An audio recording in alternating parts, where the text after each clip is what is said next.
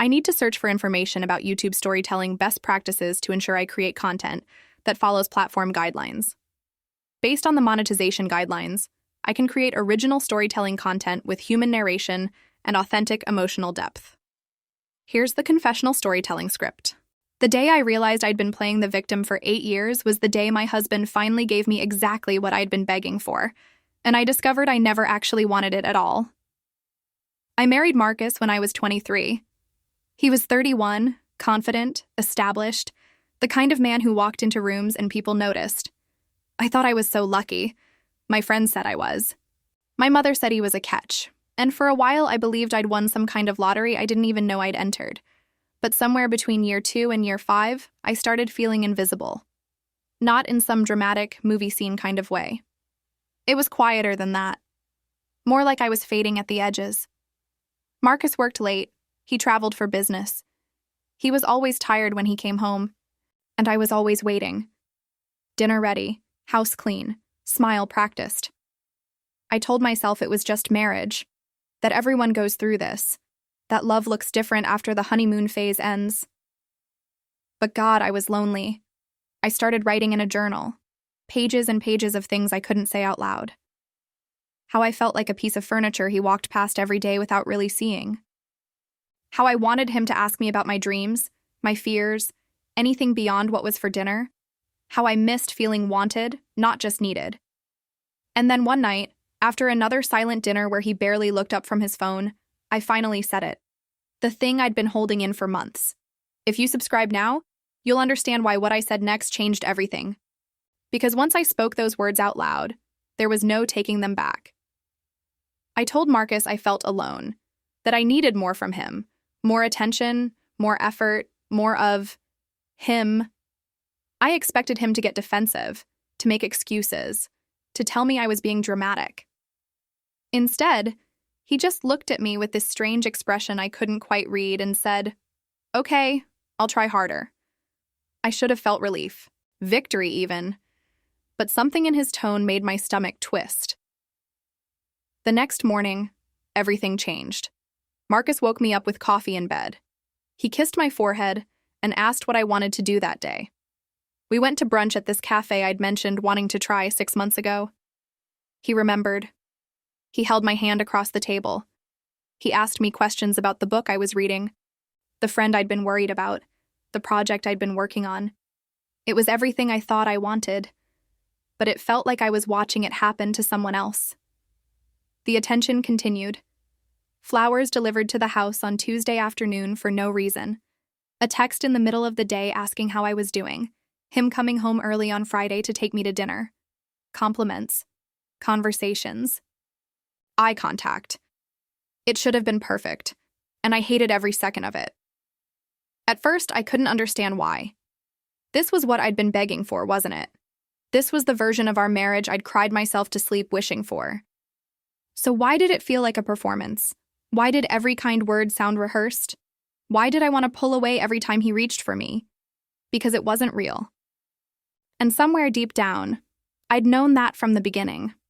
Marcus wasn't trying harder because he loved me.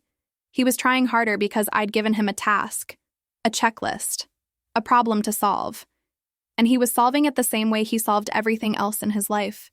Efficiently, systematically, without actually feeling anything. The man who used to ignore me was now performing attention like it was a role in a play he hadn't auditioned for.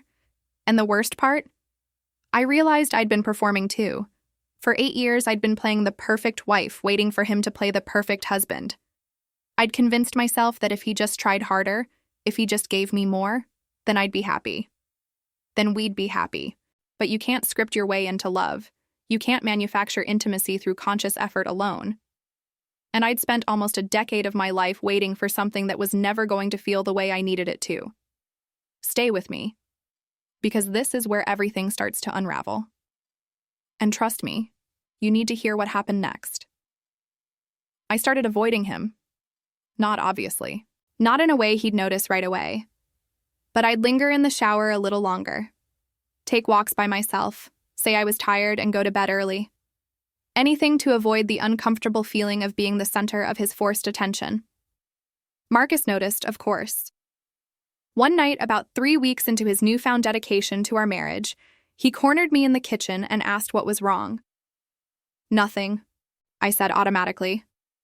"That's not true," he replied, and there was frustration in his voice. "I'm doing everything you asked me to do. I'm here. I'm present. I'm trying. What else do you want from me?" And that's when I realized something that made me feel like the worst person alive. I didn't want him to try. I wanted him to want to.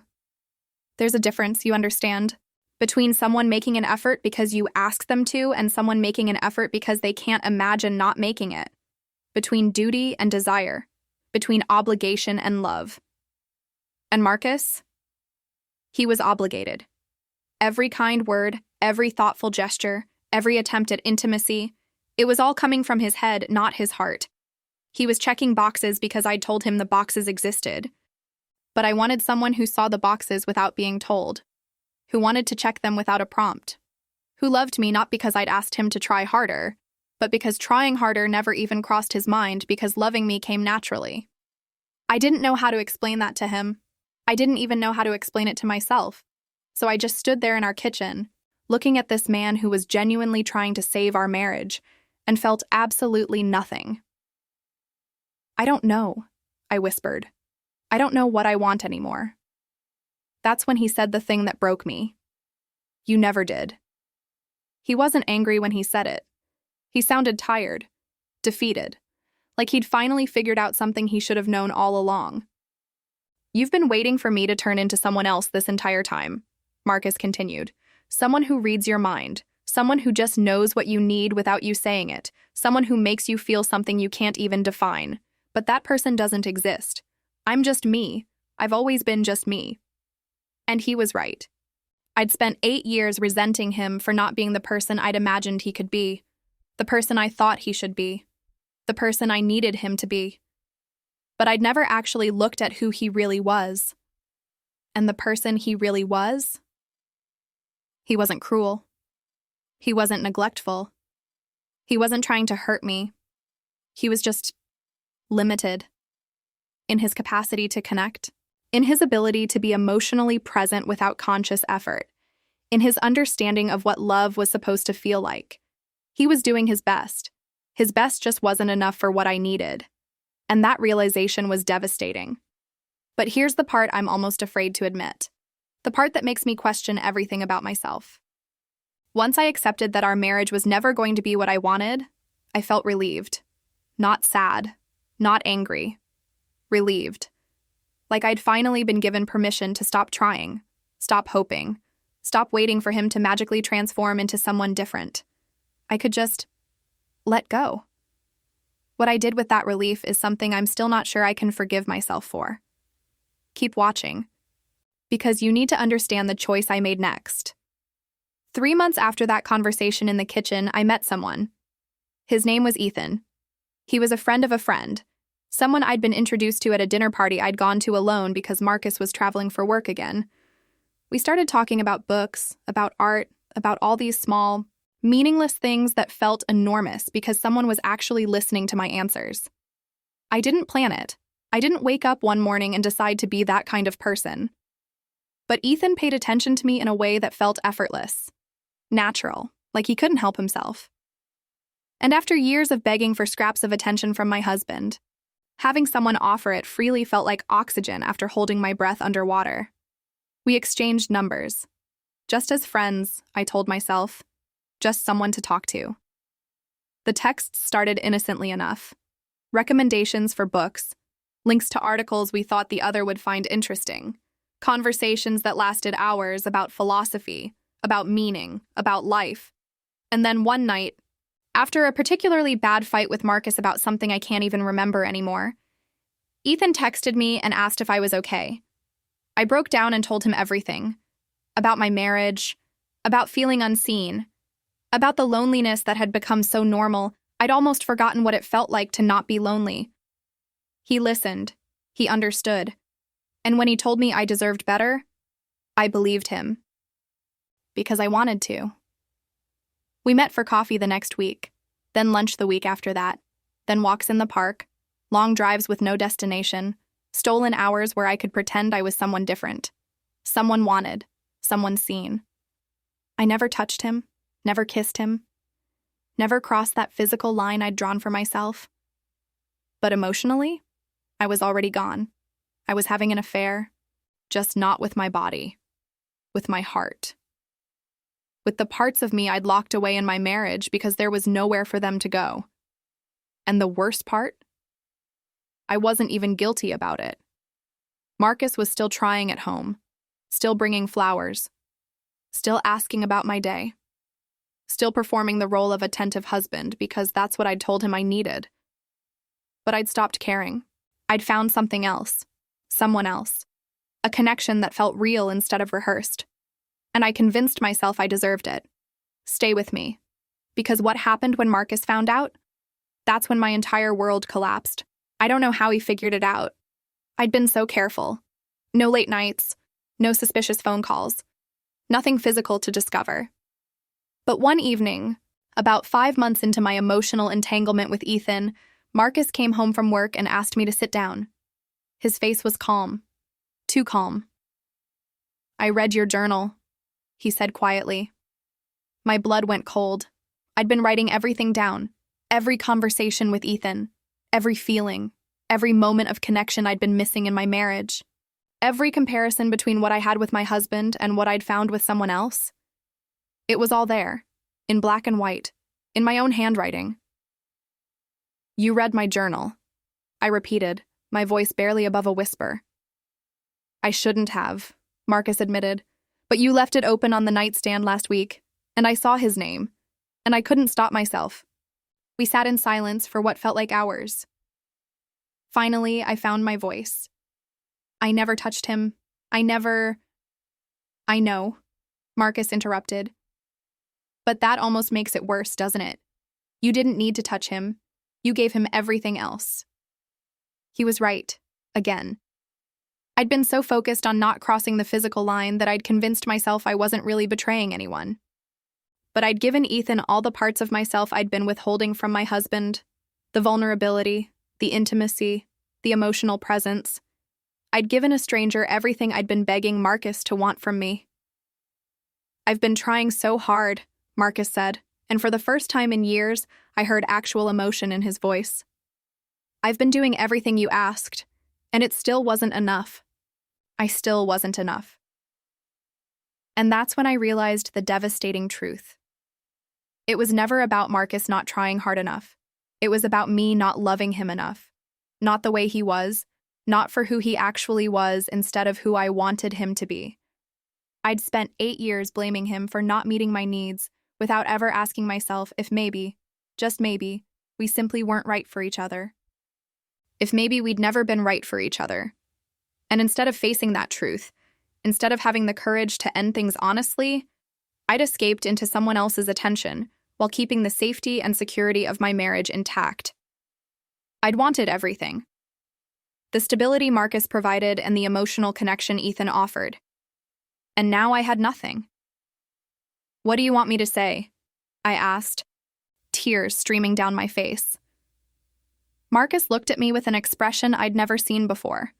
Not anger, not hurt, something closer to understanding.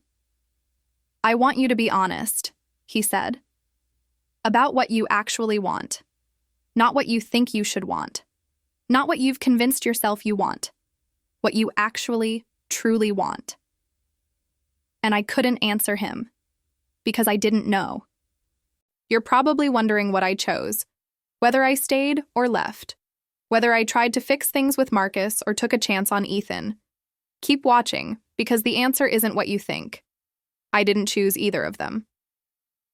3 days after Marcus confronted me about the journal, I moved out. Not into Ethan's place.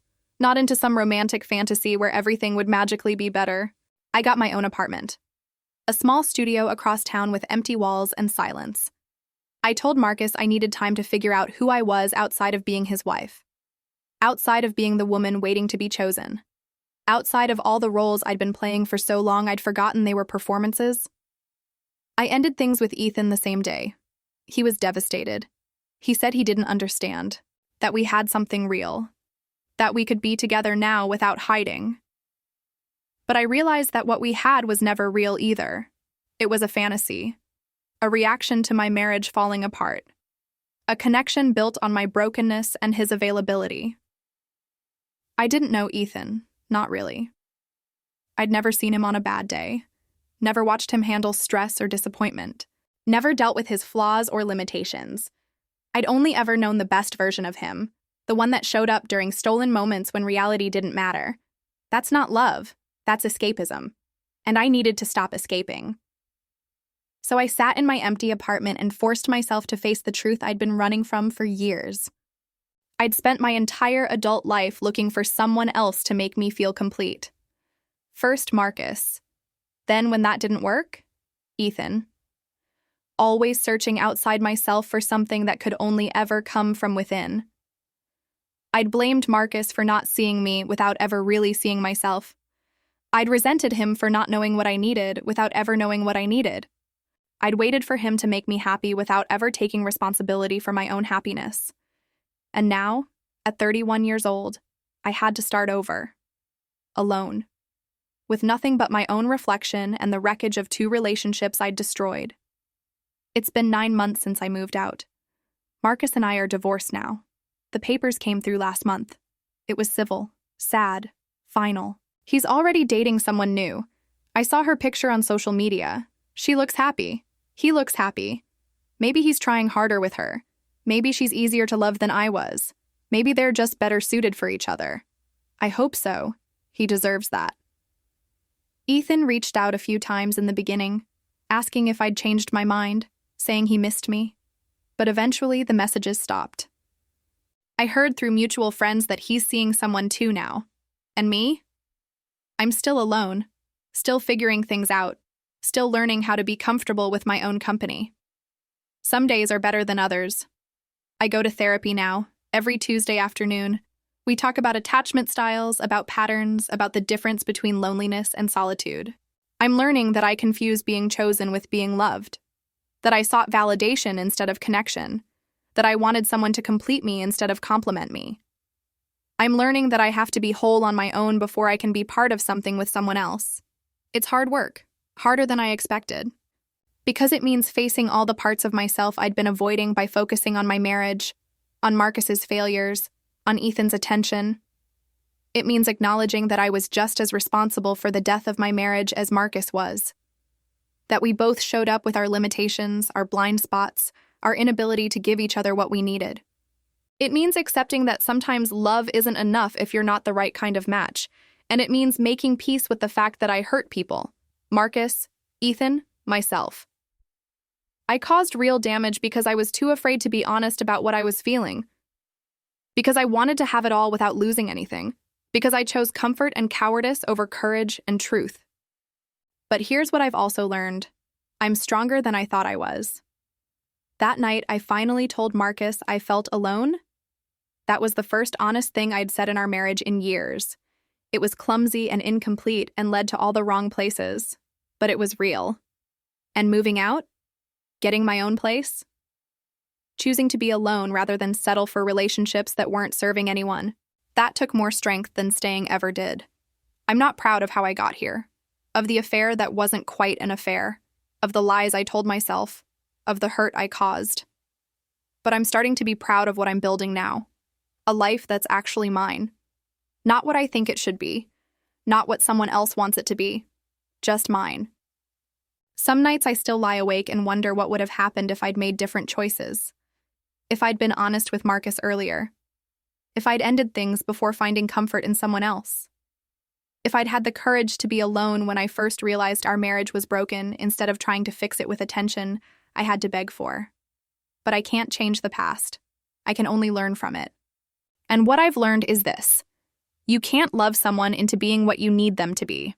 You can't force chemistry. You can't manufacture the kind of connection that makes you feel seen. Sometimes people just don't fit, no matter how hard they try. Sometimes the person who loves you best still isn't the person who's best for you. And sometimes the bravest thing you can do is admit that and walk away. Even when it breaks your heart. Even when it makes you the villain in someone else's story. Even when you're not sure who you'll be on the other side. So here I am, 31 years old, divorced, single, starting over. And you know what? I'm okay with that. Not happy yet, but okay. And right now, okay is enough. I'm learning to sit with discomfort instead of running from it, to face loneliness instead of medicating it with someone else's attention, to build a foundation strong enough to support whatever comes next. I don't know if I'll ever get married again. I don't know if I'll ever find that effortless connection I was searching for. I don't know if that kind of love even exists outside of movies and books. But I do know this. The next time I'm with someone, it'll be because I want them, not because I need them. Because we enhance each other's lives, not complete them. Because being together makes us both better, not just less lonely. And if that never happens, if I'm meant to be on my own, then I'll make sure I'm someone I actually want to be with. Because that's the real work. That's the transformation that matters. Not finding someone who sees you, but seeing yourself clearly enough that you stop needing someone else to validate your existence. I thought my husband was the problem, that if he just tried harder, everything would be fixed. But the problem was never Marcus. It was me. It was my expectations, my inability to accept reality, my refusal to take responsibility for my own happiness. And until I fixed that, until I learned to love myself, to know myself, to be enough for myself, I was never going to be capable of having a healthy relationship with anyone. My husband thought I was weak, someone who needed to be taken care of, someone who would stay no matter what because I was too scared to be alone. And maybe I was that person, for a long time. But then this happened. I found my strength. Not in another person, not in being chosen, but in choosing myself. Even when it was terrifying, even when it meant losing everything I thought I wanted, even when it meant starting over from nothing. That's my confession. That's my story. I destroyed my marriage. I hurt people I cared about. I made selfish choices disguised as searching for happiness. But I also saved myself from a lifetime of waiting, of settling, of slowly disappearing into someone else's idea of who I should be. And now I get to build something new, something real, something mine. So if you're watching this and you see yourself in my story, if you're in a relationship where you're constantly begging for more, where you feel invisible, where you're waiting for someone to change, hear me when I say this. They're not going to change. Not really. Not in the way you need. And that's okay, because the person who needs to change is you. Not to be better for them, but to be braver for yourself. To be honest about what's not working. To stop making excuses. To choose truth over comfort, even if it costs you everything, especially if it costs you everything. Because what you get in return, the freedom, the clarity, the chance to build a life that's authentically yours, is worth more than anything you'll lose. I'm living proof of that. It's messy. It's painful. It's ongoing. But it's real. And real is what I should have been searching for all along. Comment below and tell me. Have you ever stayed in something longer than you should have because you were too scared to be alone? Have you ever looked outside your relationship for what you weren't finding inside it? Have you ever had to choose yourself when everyone else expected you to choose differently? Because I want to know I'm not alone in this. That my story, as complicated and imperfect as it is, resonates with someone out there who's struggling with the same questions I was. And if you made it this far, if you're still here listening to me confess all of this, thank you for not judging, for staying, for trying to understand. Hit that subscribe button if you want to follow along as I continue figuring this out. As I share more of what I'm learning about love, about loss, about the hard work of becoming someone you're proud to be. Because this isn't the end of my story. It's just the beginning of the real one. The one where I stop waiting to be saved and start saving myself. And I don't know where it leads, but I'm finally ready to find out.